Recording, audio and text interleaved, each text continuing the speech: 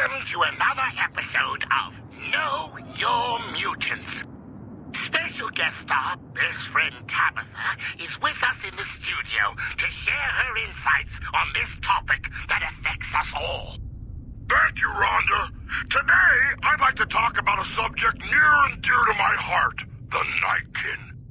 Ooh, you must know a lot about the Nightkin, best friend Tabitha, seeing as how you are one. That's true, Rhonda. I am in a unique position to speak to the natural superiority of my kind. Our story begins, as most stories do, with the Master. Our glorious leader had created the Super Mutants, but something nagged at him. What was it? Good question. I can do better, he must have said to himself, and boy did he ever. A new type of mutant was created. Stronger, faster, smarter, more dangerous in every way. We were to normal super mutants what they were to humans, and they were told to defer to us in all things. And you're the leader of all the Nightkin, correct? Yes, as the highest-ranking Nightkin alive, my voice speaks for all Nightkin everywhere, ever. Which is why all super mutants should do what you say, right? That's right. My position of supreme authority must never be questioned. One last thing. Is there any truth to the rumor that all Nightkin are slightly crazy from their overuse of psychologically damaging pre-war technology? None at all, Rhonda. There you have it, Utopatha.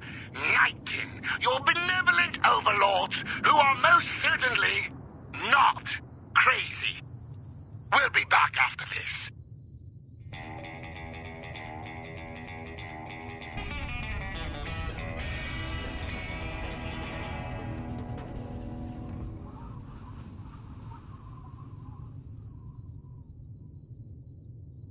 Here once again with our beloved leader, best friend Tabitha. Why don't you tell our listeners what you just told me?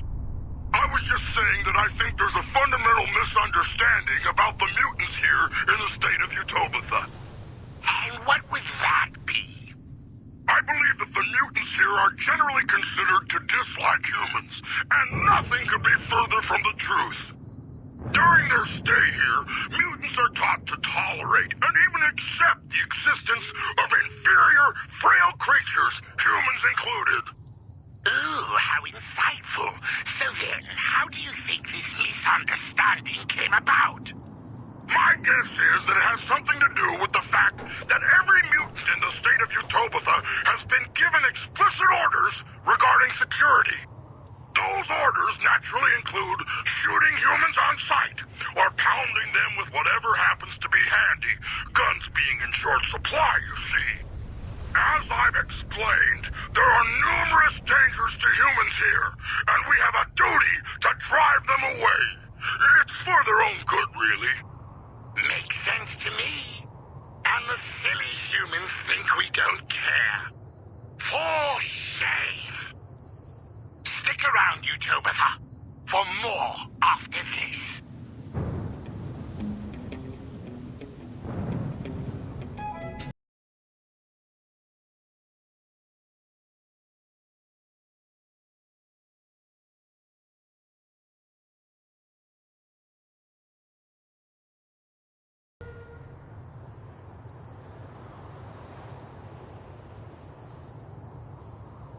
You're listening to another edition of Know Your Mutants with best friend Tabitha.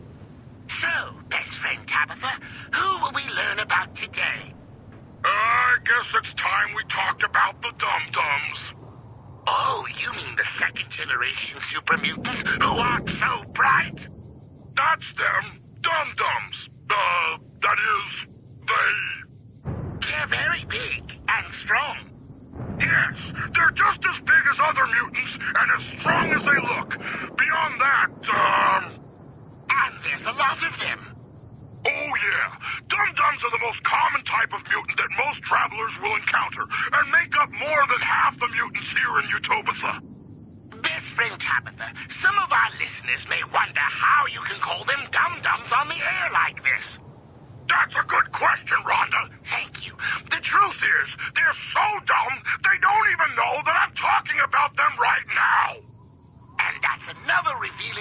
mutant kind. Second generation super mutants. Big, numerous, dumb. More after this.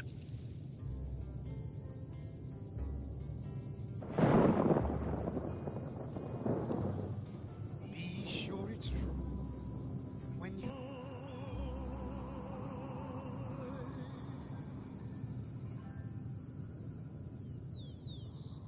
We're back with best friend Tabitha, who is telling us why humans should stay the hell away and keep their distance from the state of Utopia. Thank you, Rhonda. That's a good point. As you know, one of the many benefits of living in Utopia is the ready availability of pet centaurs. Ooh, I love the centaurs. They're just so cute. Exactly, Rhonda. Who could resist those sweet little faces and that cute way they shuffle around on all those hands they have? But humans must be so caught up with their pleasant features that they forget the most important thing about centaurs. And what might that be, best friend Tabitha? Centaurs eat humans, Rhonda! You see, humans are a lot smaller and much more tender than you or I, so centaurs naturally see them as food. Ah, that would make it hard for them to get along, wouldn't it? Indeed. Given the situation, I had to make a hard choice when I created Utopia. Do we invite weak, greedy humans who would just die anyway?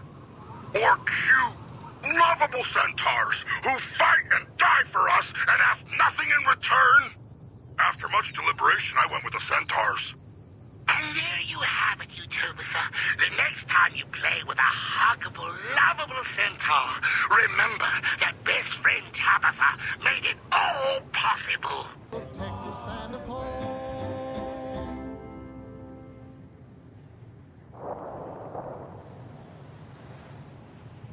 You're listening to Radio Free Utopia, bringing truth to Utopians 24 hours a day. Welcome. I still miss you, Rhonda, after all these years. Also joining us from his lock cell is Raul Tejada, master mechanic, who can be executed at any time. Hello, Raul. Or should that be hola? Either one works. Today you die, Raul! I command it! Ooh, Raul. Supreme Commander Tabitha says you died today. Any reaction? I'm going to obey Supreme Tabitha. Claro. Whatever she said. Just I feel so bad I died before I fix her special robot.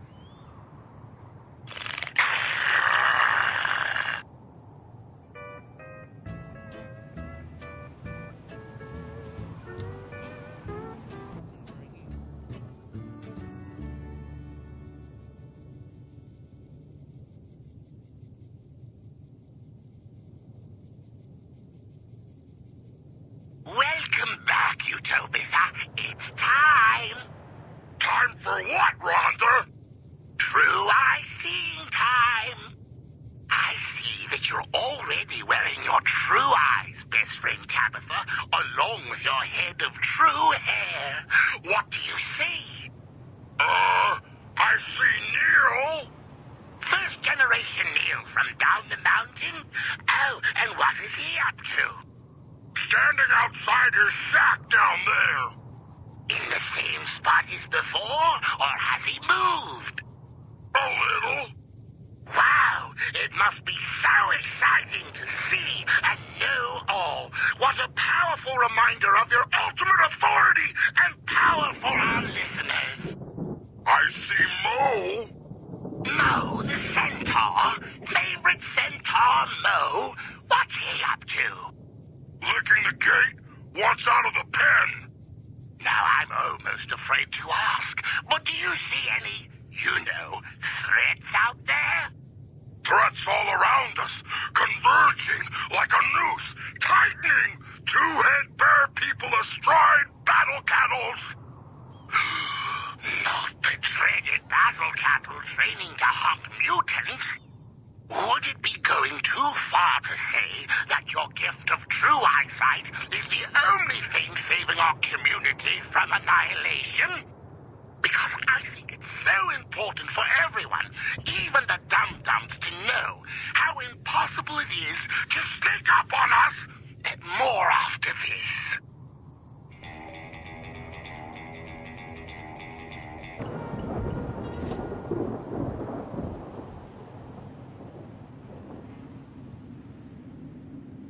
Do you remember the good old days where the Master ruled over us all?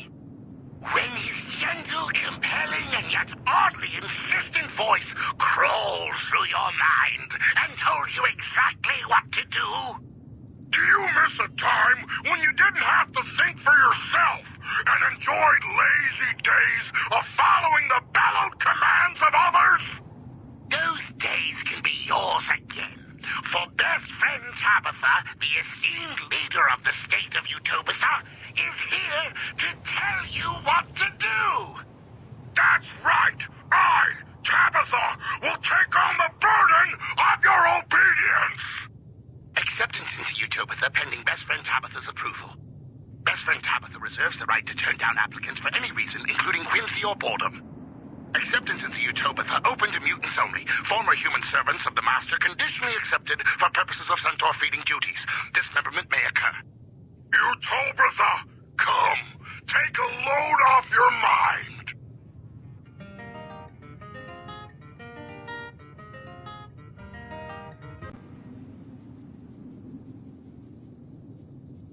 You're listening to UNC, the Utopian News Channel, with breaking news. The execution of Master Mechanic Raoul Tejada has again been commuted for a period of 24 hours to allow time for important repairs. This time, you'll get it done, Raoul. Joining us from his cell to comment on the situation is Raoul Tejada. Raoul. Hi, Rhonda. What's your take on the situation? All I want is to make the special robot work again. You know, I give it my best. We'll be right back after this word from our sponsor, during which Raoul will contemplate how lucky he is to be alive.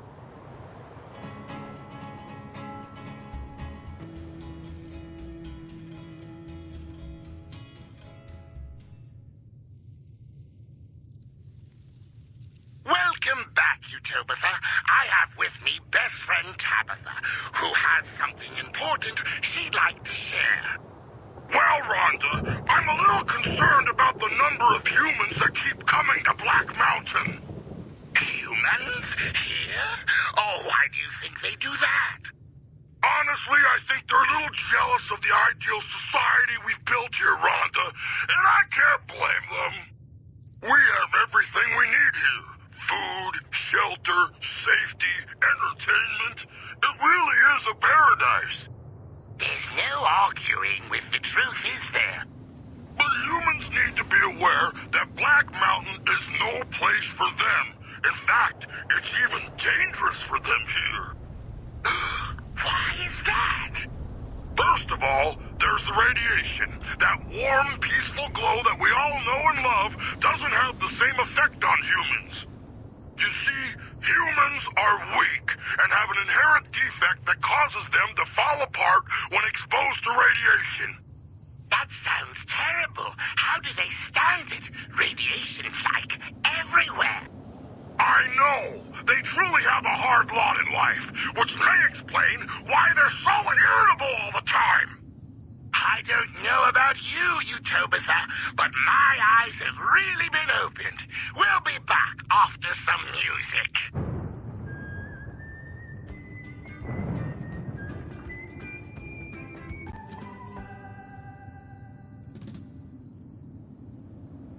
Utopia, I'm here with best friend Tabitha, who has a message for all the dum-dums out there. It has come to my attention that some of you dum-dums took me a little too seriously in the past when I warned you about the battle cattle. While battle cattle are indeed a dangerous foe, they are one that should be fought ferociously. Recently, I've heard